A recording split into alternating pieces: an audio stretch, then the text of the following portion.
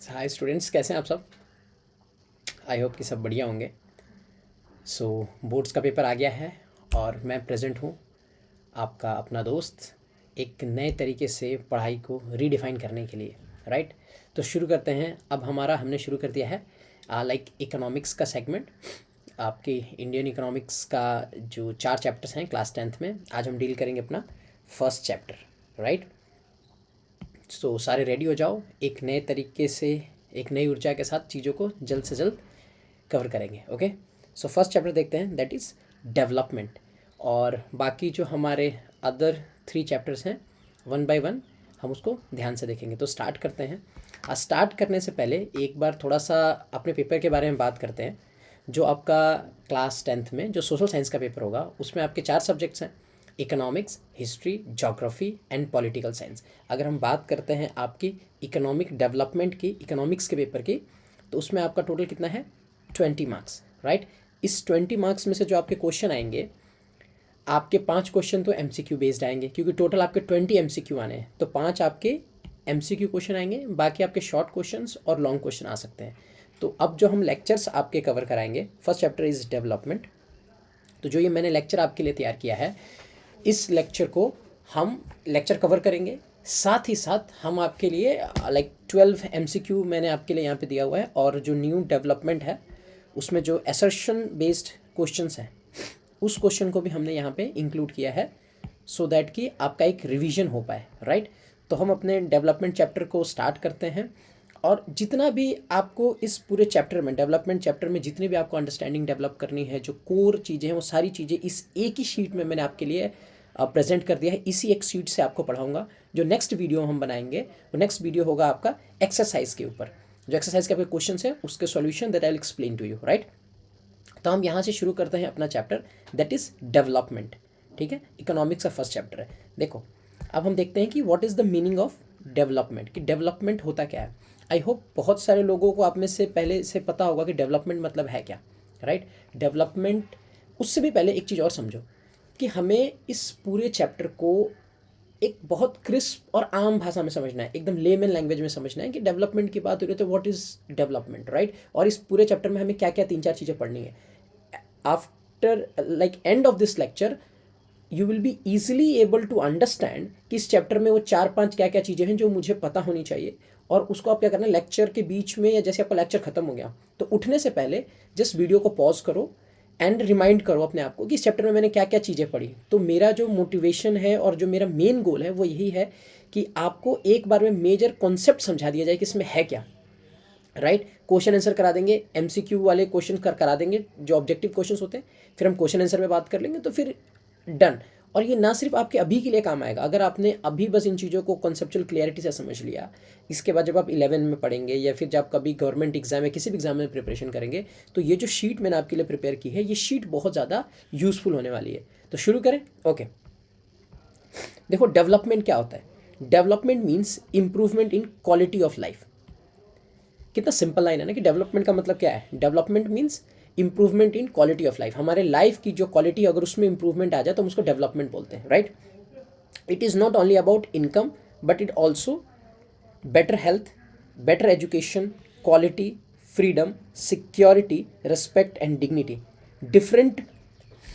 अब यहाँ पे एक चीज़ और देखो, डेवलपमेंट का मतलब क्या है, बेटर क्वालिटी ऑफ लाइफ। ठीक है। तो क्या सिर्फ इनकम बढ़ जाने से आपकी लाइफ बेहतर हो जाएगी? नहीं। Income is one of the most important component of development, है ना। डेवलपमेंट में हमने क्या बोला, क्वालिटी ऑफ लाइफ को इम्प्रूव करना है। उसमें क्या इनकम सब कुछ है कि अगर आपके पैसे आपको मिल रहे हैं 2 लाख रुपए पर मंथ, तो उससे क्या होगा, आपकी डेवलपमेंट हो जाएगी? नहीं। तो आपकी डेवलपमेंट होगी कैसे, क्या क्या चाहिए उसमें होना चाहिए आपके पास, बेटर हेल्थ, है ना, better health facilities, better education, equality, freedom. अगर ये सारी चीज़ें अगर आपको मिल रही है, दैट मीन्स कि यू आर डेवलप्ड। राइट। ये है डेवलपमेंट, सिर्फ इनकम से नहीं। नेक्स्ट देखो, डिफरेंट पीपल में have different goals for development.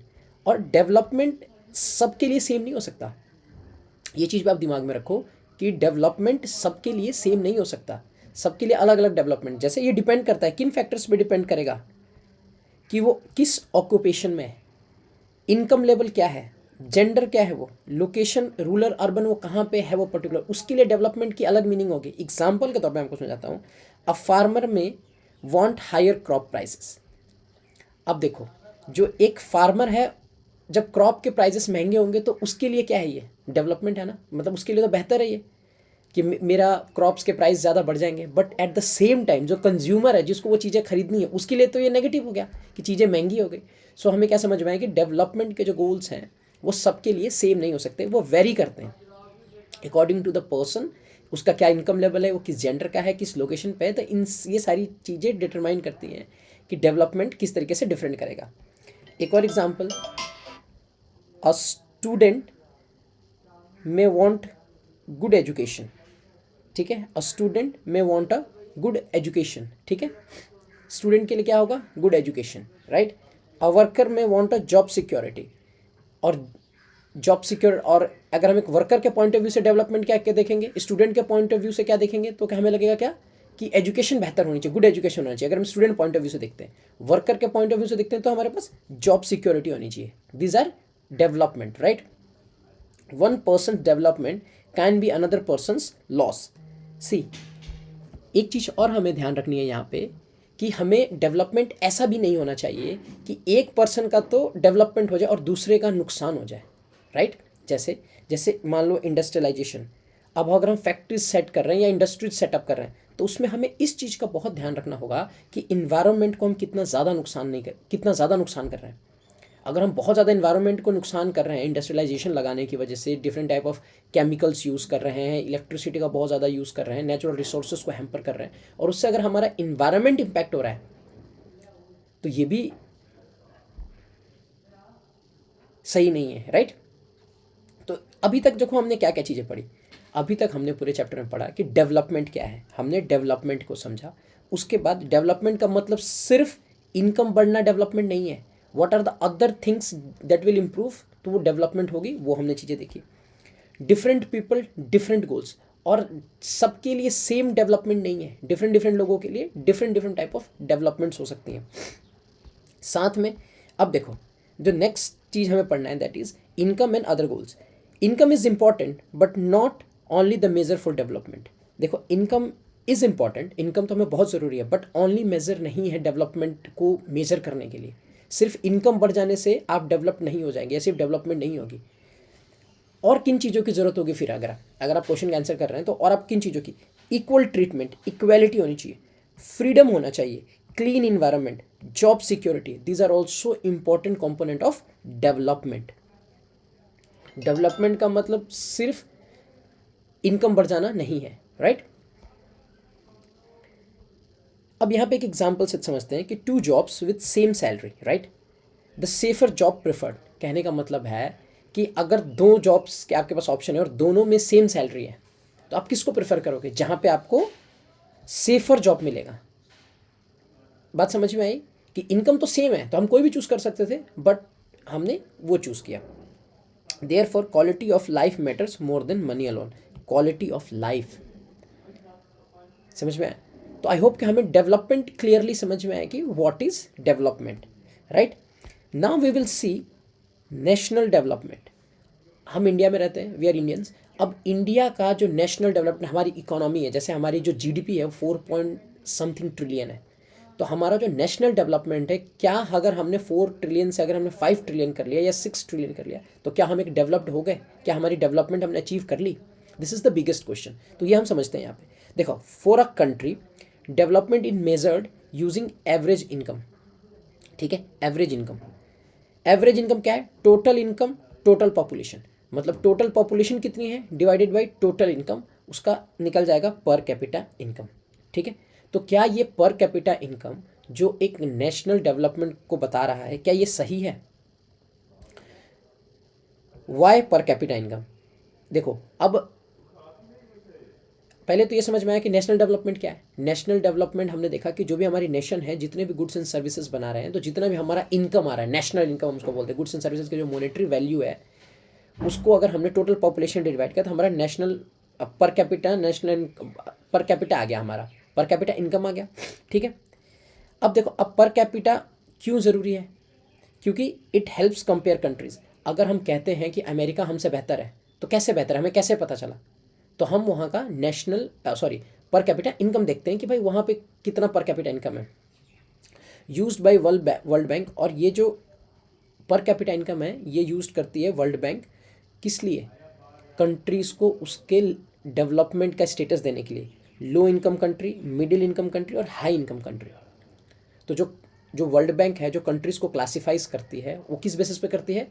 पर कैपिटा इनकम के बेसिस पे, राइट। अब यहाँ पे लाइक ये चीज़ आपको क्लियर हुई इतना कि नेशनल डेवलपमेंट हम पढ़ रहे हैं।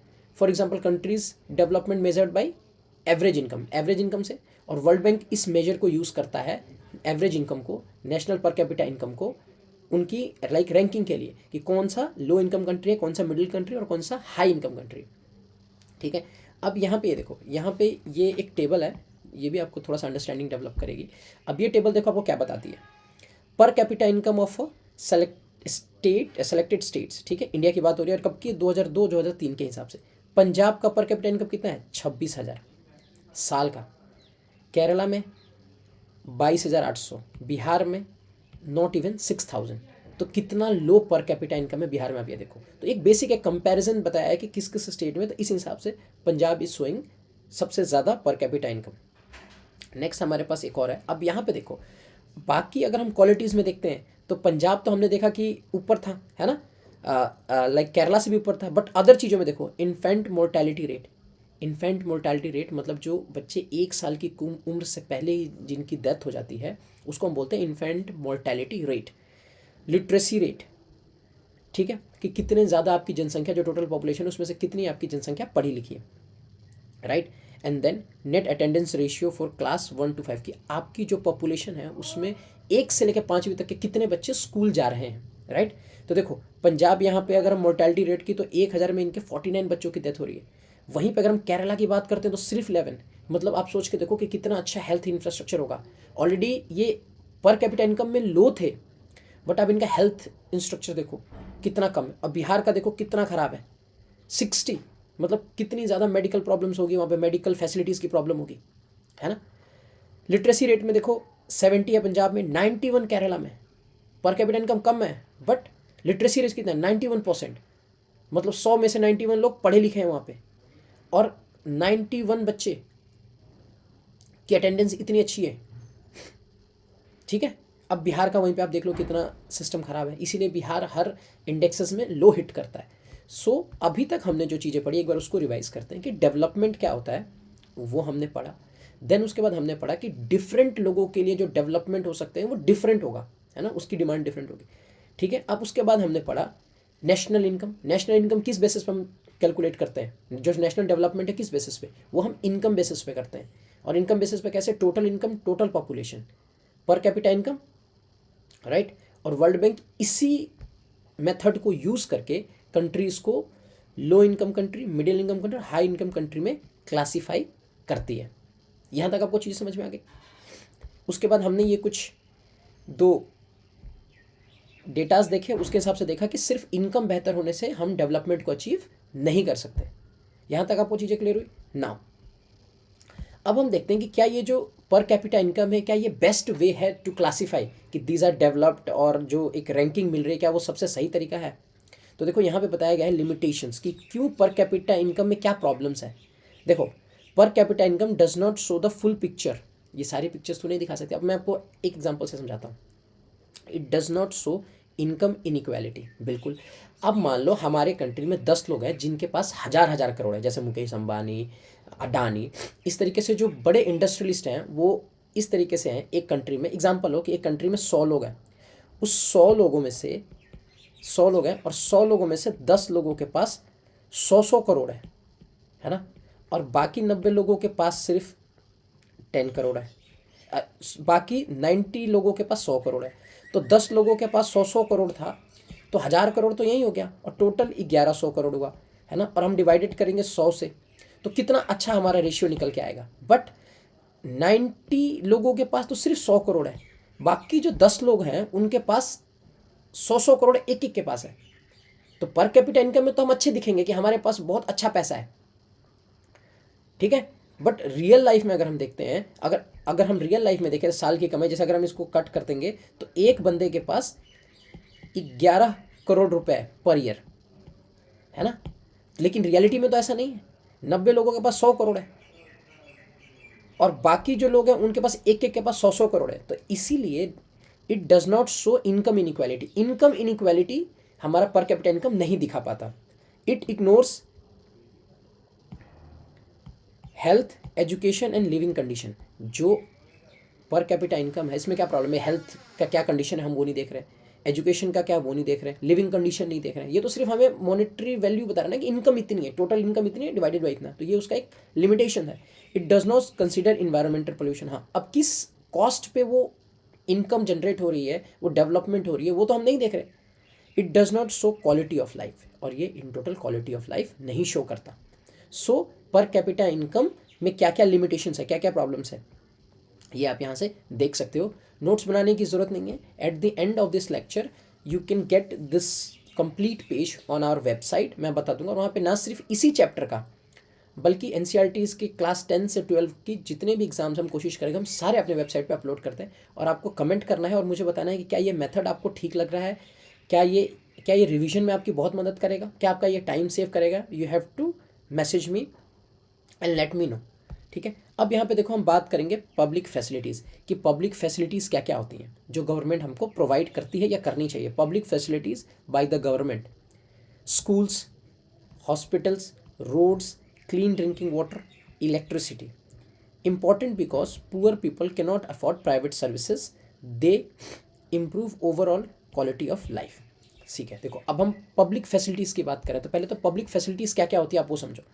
स्कूल्स होने चाहिए, hospitals, roads, clean drinking water, electricity. क्योंकि अगर यही बेसिक चीज़ नहीं होगी तो एक वो अपने लाइफ में कैसे इंप्रूव करेगा, वो अपने लाइफ में इक्वल अपॉर्चुनिटी तो उसको मिलेगी ही नहीं। Next, poor people cannot afford private school, so that means कि गवर्नमेंट स्कूल होना चाहिए और गवर्नमेंट स्कूल की एजुकेशन बेहतर होनी चाहिए, राइट। और अगर ये सारी चीज़ें आपको मिलती हैं तो इससे क्या होता है, क्वालिटी ऑफ लाइफ इम्प्रूव होता है। समझ में आया? तो डेवलपमेंट हमने पढ़ लिया। डेवलपमेंट चैप्टर आपको एक ओवरव्यू अंडरस्टैंडिंग डेवलप हो रही है कि हम क्या पढ़ रहे हैं और किस तरीके से पढ़ रहे हैं।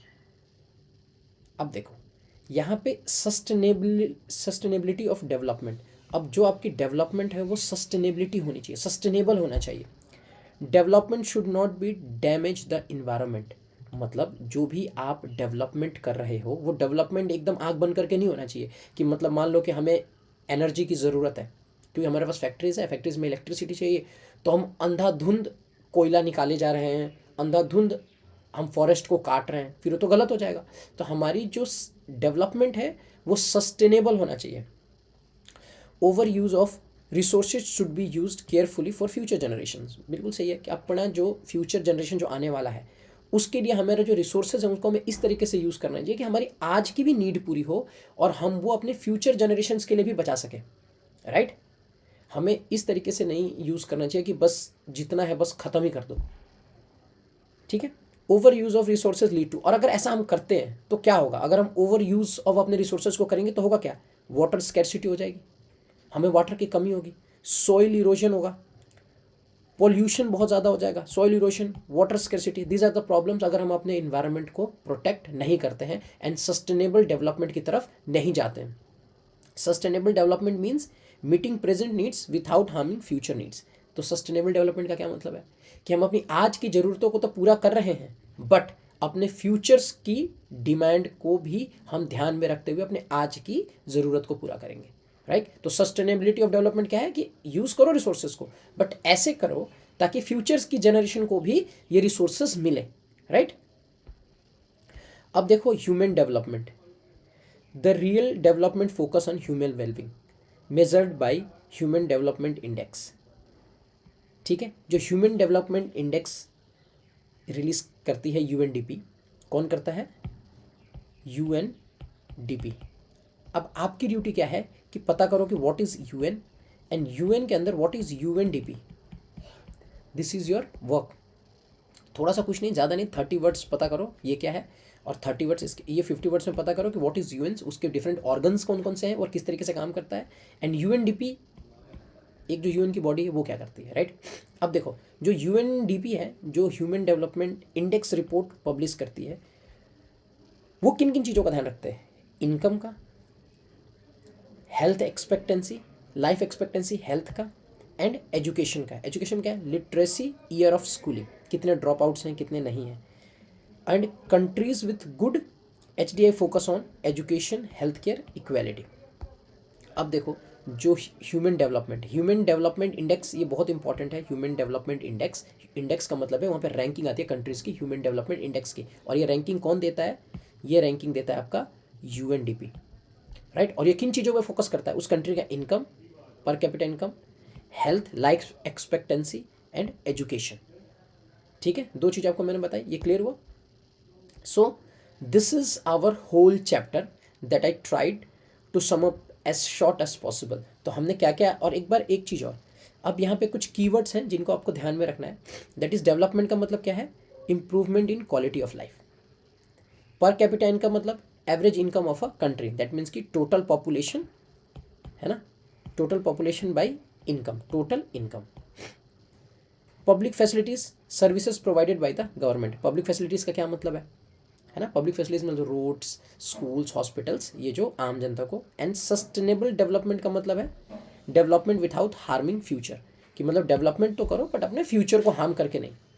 उसको हम बोलते हैं सस्टेनेबल डेवलपमेंट तो हो but sustainably. HDI, human development index, ठीक है, ये कौन रिलीज करता है? ये भी आपको पता होना चाहिए। UN कौन रिलीज करता है? UNDP। सो हमने डेवलपमेंट पढ़ा फर्स्ट, है ना, मीनिंग ऑफ डेवलपमेंट। फिर different people, different development goals, ये भी हमने देखा। Third we studied income and other goals, सिर्फ इनकम ही गोल नहीं होना चाहिए। नेशनल डेवलपमेंट के बारे में पढ़ा, जहाँ पर हमने पर कैपिटा इनकम पढ़ा। एंड फिर हमने पढ़ा कि लिमिटेशन ऑफ पर कैपिटा इनकम क्या है। देन पब्लिक फैसिलिटीज़ क्या होती है, ये देखा हमने। सस्टेनेबल डेवलपमेंट क्या होता है, ये देखा हमने। ह्यूमन डेवलपमेंट को पढ़ा। सो इस तरीके से हमने पूरा चैप्टर कवर कर दिया। अब आपकी ड्यूटी है कि एक बार आपने वीडियो को ध्यान से देखना है, फिर पॉज करना है और इस वीडियो को फिर दोबारा देखना है। 2 बार अगर आपने इस वीडियो को देख लिया तो यू आर डन। सेम इसी तरीके से मैं चारों चैप्टर आपके कवर करा दूंगा, साथ में हम MCQ और एक्सरसाइज के क्वेश्चंस भी करेंगे। So now we can able to get 20 out of 20 from economics, right. So एक बार हम MCQ अपने क्वेश्चंस को देखते हैं, जल्दी से जल्दी कवर करते हैं, ज़्यादा लंबा वीडियो नहीं करेंगे। विल ट्राई की फिनिश कर दे इसे 30 मिनट्स के अंदर। देखो फर्स्ट क्वेश्चन क्या है, development refers to, I will not answer. इसका आंसर मैं आपको दिखा देता हूँ, इसी शीट के ऊपर आपको आंसर गिवन है। So what you need to do, आप इसका स्क्रीनशॉट लेकर अपने पास रख सकते हो या फिर ये PDF है वहाँ से डाउनलोड कर सकते हो और ये सारे क्वेश्चंस प्रैक्टिस कर सकते हो। तो अभी हम यहाँ पे ज़्यादा नहीं 3 क्वेश्चन प्रैक्टिस करते हैं, राइट। फर्स्ट क्वेश्चन देखते हैं, डेवलपमेंट रेफर्स टू, डेवलपमेंट का मतलब क्या है? Increase in income only, improvement in quality of life, industrial growth only, increase in population. क्या आंसर है? So answer is improvement in quality of life. एक बार check करते हैं 1 का B, आंसर देखते हैं, आंसर इज 1 का B, राइट। अब एक और क्वेश्चन करते हैं, question number 5। Per capita income is calculated by total income, total area, total income, total population, total population, total income, number of states, total population, total income. 5 का C, right, sorry 5 का B, total income, total population, कि total कितनी income है divided by population, right. And lastly, which organization publishes human development report, which organization publishes human development report, अभी मैंने आपको बताया था UNDP। Which of the following shows income inequality, income inequality क्या show करता है? पर capita income, equal income distribution, unequal distribution of income. Income inequality क्या शो करता है? Unequal distribution of income, right. Sustainable development means, pause करो video, खुद solve करने की कोशिश करो। Development without using resources, development that harms environment, development without compromising future needs, right. अब आप आंसर करोगे, मैं नहीं आंसर करने वाला। Public facilities are provided by private companies, individuals, government, NGOs only. कौन प्रोवाइड करता है public facilities? Government. Which factor is not included in the human development index? Income, health, education, population size. कौन सा चीज़ human development index में include नहीं होता? Population size. ये तीनों इंक्लूडेड होते हैं, राइट। 5 हमने कर लिया। Which of the following is not a developmental goal? ठीक है, अब देखो ये सारे क्वेश्चन आपको खुद से करने, राइट। हमने क्वेश्चन देख लिया। अब नेक्स्ट हमारे पास जो सीबीएसई है उसने एक असर्शन बेस्ड क्वेश्चन भी इंक्लूड किए हैं। तो हम असर्शन बेस्ड क्वेश्चन देखते हैं। 2 क्वेश्चन है, क्वेश्चन 1, क्वेश्चन 2। एक क्वेश्चन आप क्वेश्चन 1 देख लो, आपको क्वेश्चन 1 सॉल्व करना है खुद। आंसर गिवन है but try and understand. And question B, sustainable development is essential for future generation. बिल्कुल सही है। Over use of resources can lead to their depletion. ये भी सही है। तो both the statements are true, both are are true, right. तो development का पूरा चैप्टर आपका यहाँ पे कवर हो गया है। आपको इसको रिवाइज करना है। उसके बाद जो नेक्स्ट वीडियो आएगी वो आपके क्वेश्चन आंसर्स के ऊपर डील करेंगे हम।